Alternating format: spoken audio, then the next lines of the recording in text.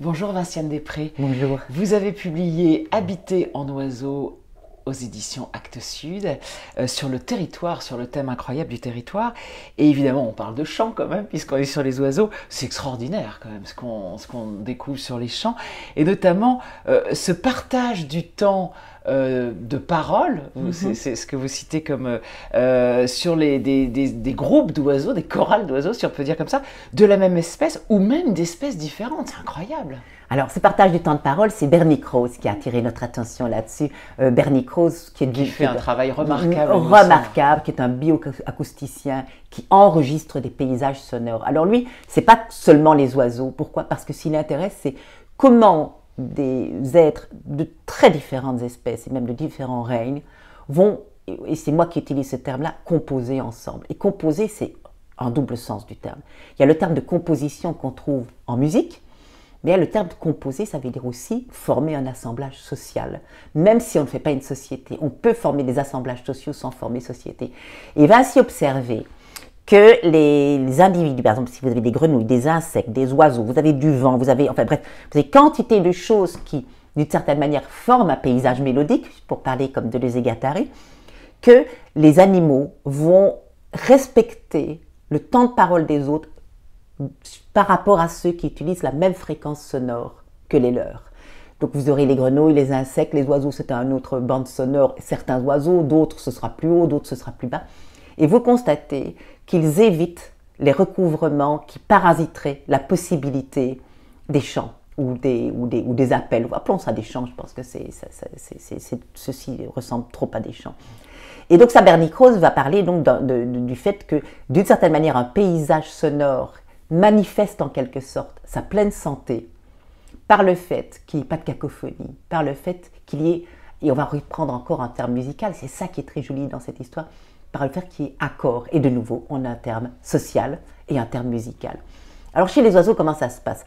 Alors chez les oiseaux, au départ, on avait constaté, là c'est le premier constat, que les voisins, généralement, vont adopter un même répertoire musical, 2, 3, 5, 6, 7, 8, 9 chants, ça dépend de l'espèce, ça dépend aussi des compétences de l'oiseau. Donc ils vont apprendre par exemple un chant avec leur père, et puis quand ils vont changer d'endroit, quand ils vont quitter le nid, ils vont aller s'installer et ils vont choisir, entre voisins, ils vont créer un répertoire commun, quitte à modifier les chants initialement appris.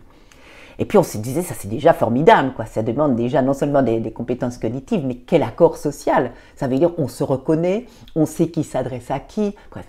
Et puis on a découvert des choses de plus en plus compliquées. Les recherches de Thierry Aubin à cet égard sont assez extraordinaires. Que non seulement un chant dit qui vous êtes, mais parfois peut même dire « et c'est à toi que je m'adresse, à toi, là, celui-là ». Donc il y a des signatures, mais des signatures d'adresse aussi. Bref, ça se complexifie. Alors pour revenir à notre propos, c'est qu'on avait vu qu'il y avait des oiseaux territoriaux de manière interspécifique en Amérique du Sud. On pensait qu'en Europe, ce n'était pas possible. Et pourquoi ce n'était pas possible? On pensait que les conditions écologiques ne favorisaient pas la possibilité de créer des groupes territoriaux interspécifiques. Ce que j'appelle un groupe territorial interspécifique, c'est un groupe composé de 7, 8, 9, 10, 11 espèces, ça dépend un peu, avec en général 1 ou 2 représentants par espèce, et qui vont occuper un territoire tous ensemble et éventuellement le défendre, s'il s'agit bien de défendre, ou en tout cas vont s'adresser aux voisins de manière très caractéristique et très claire. Et puis on avait constaté que en Amérique du Sud, dans des conditions de forêt très particulières, se créaient dans ces groupes interspécifiques de véritables chants choraux. Alors on connaissait les chants choraux de couple. Les mâles et la femelle apprennent à chanter ensemble et le chant devient au fur et à mesure de l'apprentissage et que le couple se stabilise quand il s'agit de couples à long terme, de plus en plus sophistiqué, de mieux en mieux accordé.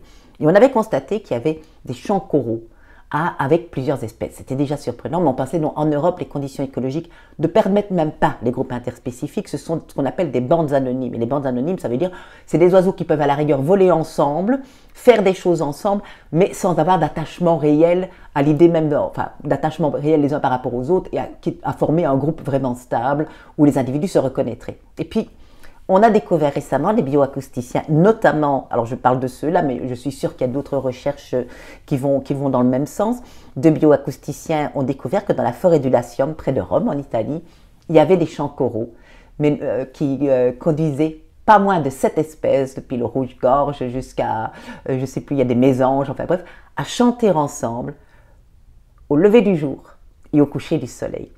Et ils vont les enregistrer en se demandant est-ce que ce sont vraiment des chants choraux? Parce que ça pourrait être simplement, ben, on chante, c'est le moment de chanter, il y a le soleil qui se lève, allons-y joyeusement les amis, et allons-y, chantons tous, enfin pas chantons tous, chantons-nous, et tant pis si les autres chantent. Eh bien, ils vont dire il y a chant choral si, comme le montre plus ou moins Bernie Krause, c'est très proche de ce que Bernie Krause montre, si les périodes de recouvrement des chants ne sont pas trop longues. Donc, il y a chant choral, il n'y a pas chant choral s'il y a un silence entre chaque chant.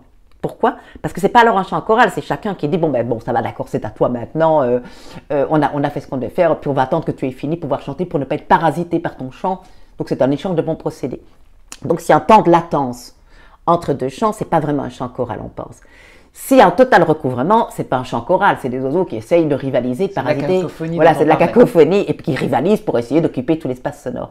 Et eux ont montré, et c'était la condition qu'ils avaient posée, que s'il y a un léger recouvrement, mais pas trop long, et qu'en plus il est adapté au fait que les oiseaux utilisent la même fréquence que celui qui va le précéder ou qui le suit, qu'à ce moment-là le temps peut se rétrécir pour ne pas trop empiéter, et que s'il y a une fréquence qui est différente, là, ils ont un peu plus de marge de manœuvre, eh bien, on a un chant choral. Et ils ont découvert que c'était le cas, et que le seul, c'est intéressant, oiseau, qui lui préférait avoir un petit temps de silence quand même, c'est le rouge-gorge. Et ils vont dire, mais c'est pas surprenant, parce que le rouge-gorge, c'est vraiment un solitaire individualiste, il est beaucoup plus, et sa territorialisation est beaucoup plus forte généralement que celle des autres. Formidable, merci beaucoup.